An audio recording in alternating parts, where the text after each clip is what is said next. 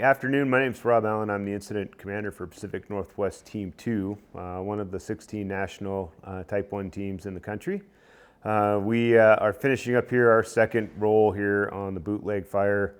We came in shortly after Team 10 showed up for a few days, and the fire made a pretty good run out to the east. We showed up on the end of that and worked when we had it zoned between us and ODF Team 1. And Oregon Department of Forestry's team and us, we did a lot of really hard work went into trying to get around this. We passed it off to the Alaska team that brought it from 2 zones into 1 fire. They spent their tour here and handed it back to us, and we had the great opportunity to be able to come back and finish it up.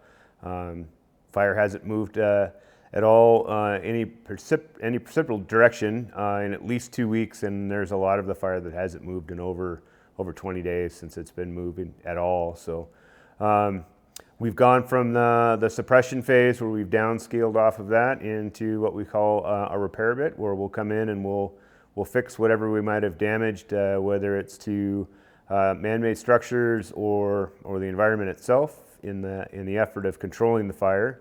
Meaning we'll take our dozer lines and we'll pull them back in. We'll cover up places where we've put in hand lines. If we've cut fences or had to do things like that, we'll come back in and fix those. So there's no more permanent damage to the environment. So it's been a good run here for us. We couldn't have done it without the help of both Chelan and Lake County emergency services folks, both sheriff's departments, just a whole slew of rural fire folks. The Oregon Fire Marshal's office, we had 2 of their teams in here during our span, and couldn't have done it without the whole bit. It's a team effort. At the height of this fire, we had over 3,000 people, including 120 some odd National Guardsmen from the Oregon National Guard that chipped in. We had a crew from Puerto Rico that was here for a while. So pretty huge effort to get us to the point where we are now, where we're turning it back over to a single Type 3 incident commander and 4 engines to keep an eye on things till we get a season-ending event or at least a appreciable amount of rain where we can start to really call this thing out. As of today, the 13th of August, the fire will be 100% contained, which is another good sign for us of our achievement for while we were here. It'll be quite a while until it is called out, and that'll be after there's been quite a few rains, probably some snow on it. And still a good chance with a fire at 413,000 acres that you will see.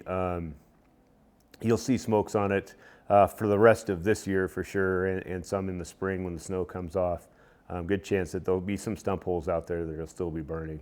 But everything around the edge is very secure, and not much worry about it moving any farther from there. So again, it's been a pleasure to be here, working with the Fremont-Wainema National Forest and Oregon Division of Forestry down here. The BLM was supportive as we were working through this also, so it's been a real partnership with the Southern Oregon group.